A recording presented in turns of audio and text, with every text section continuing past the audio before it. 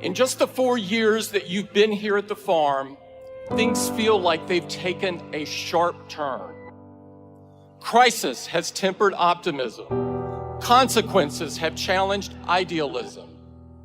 And reality has shaken blind faith. And yet we are still drawn here for good reason. Big dreams live here, as do the genius and passion to make them real. In an age of cynicism, this place still believes that the human capacity to solve problems is boundless. But so it seems is our potential to create them. That's what I'm interested in talking about today. Because if I've learned one thing, it's that technology doesn't change who we are. It magnifies who we are, the good and the bad. Our problems in technology, in politics, wherever, are human problems. From the Garden of Eden to today, it's our humanity that got us into this mess. And it's our humanity that's going to have to get us out. With every data breach, every privacy violation, every blind eye turned to hate speech, fake news poisoning our national conversation, the false miracles in exchange for a single drop of your blood. Too many seem to think that good intentions excuse away harmful outcomes. But whether you like it or not, what you build and what you create define who you are. It feels a bit crazy that anyone should have to say this. But if you built a chaos factory, you can't dodge responsibility for the chaos. Taking responsibility means having the courage to think things through. And there are few areas where this is more important than privacy. If we accept as normal and unavoidable that everything in our lives can be aggregated, sold, or even leaked in the event of a hack, then we lose so much more than data. We lose the freedom to be human. Think about what's at stake. Everything you write, everything you say, every topic of curiosity, every stray thought, every impulsive purchase, every moment of frustration or weakness, every gripe or complaint, every secret shared in confidence.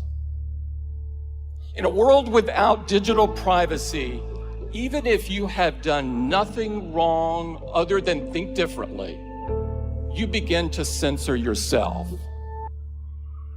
Not entirely at first, just a little, bit by bit. To risk less, to hope less, to imagine less, to dare less, to create less, to try less, to talk less, to think less. The chilling effect of digital surveillance is profound, and it touches everything. What a small, unimaginative world we would end up with. Not entirely at first, just a little, bit by bit. Ironically, it's the kind of environment that would have stopped Silicon Valley before it had ever gotten started. We deserve better. You deserve better. If we believe that freedom means an environment where great ideas can take root, where they can grow and be nurtured without fear of irrational restrictions or burdens, then it's our duty to change course. Because your generation ought to have the same freedom to shape the future as the generation that came before. If you want to take credit, first, learn to take responsibility. Now, a lot of you, the vast majority, won't find yourselves in tech at all. That's as it should be. We need your minds at work far and wide. Because our challenges are great, and they can't be solved by any single industry. No matter where you go, no matter what you do, I know you will be ambitious. You wouldn't be here today if you weren't. Match that ambition with humility, a humility of purpose. That doesn't mean being tamer, being smaller, being less in what you do. It's the opposite. It's about serving something greater. The author Madeleine L'Engle wrote, "Humility is throwing oneself away in complete concentration on something or someone else." In other words, whatever you do with your life, be a builder.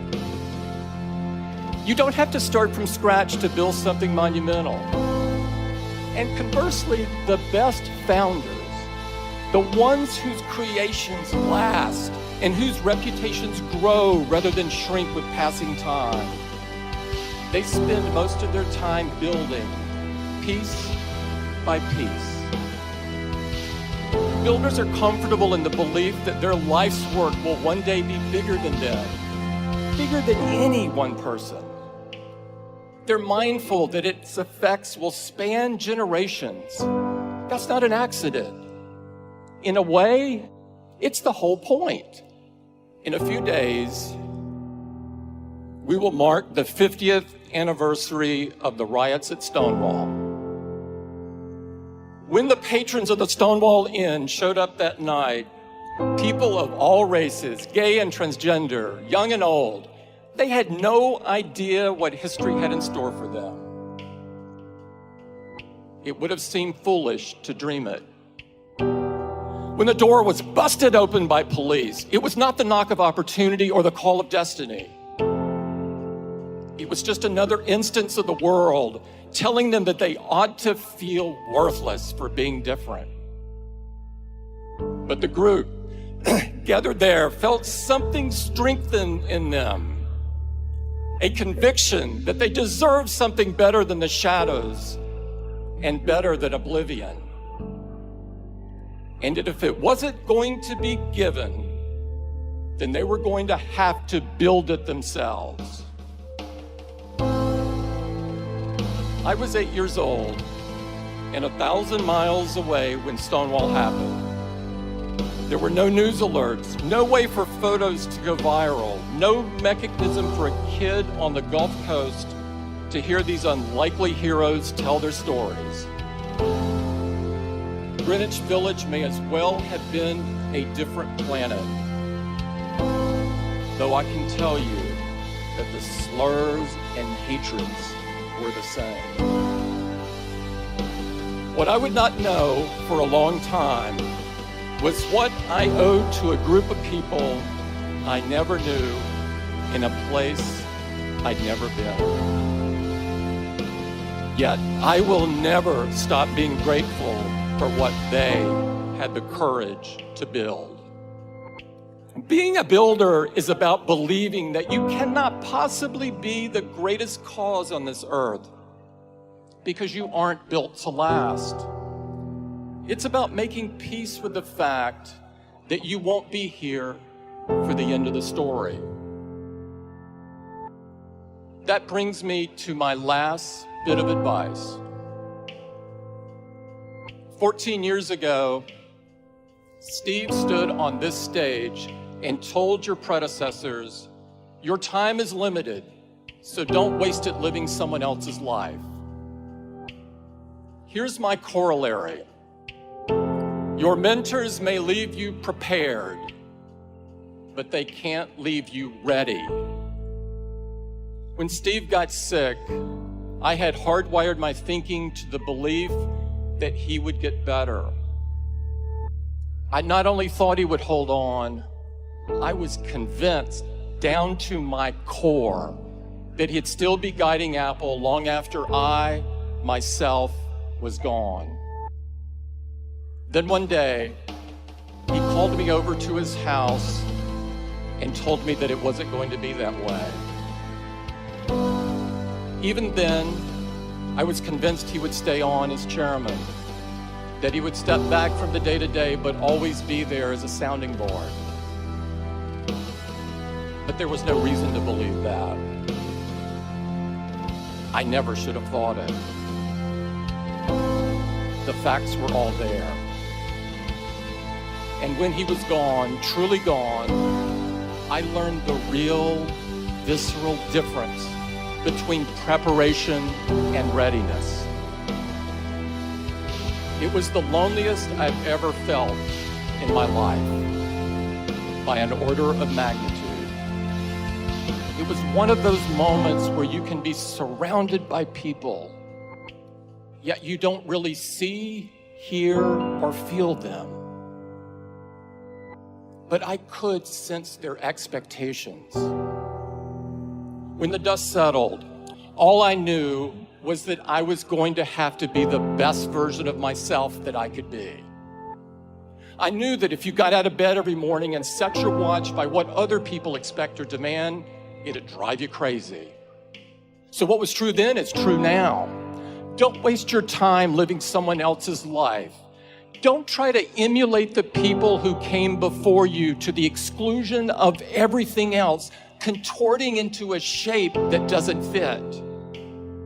It takes too much mental effort that should be dedicated to creating and building. You'll waste precious time trying to rewire your every thought. And in the meantime, you won't be fooling anybody.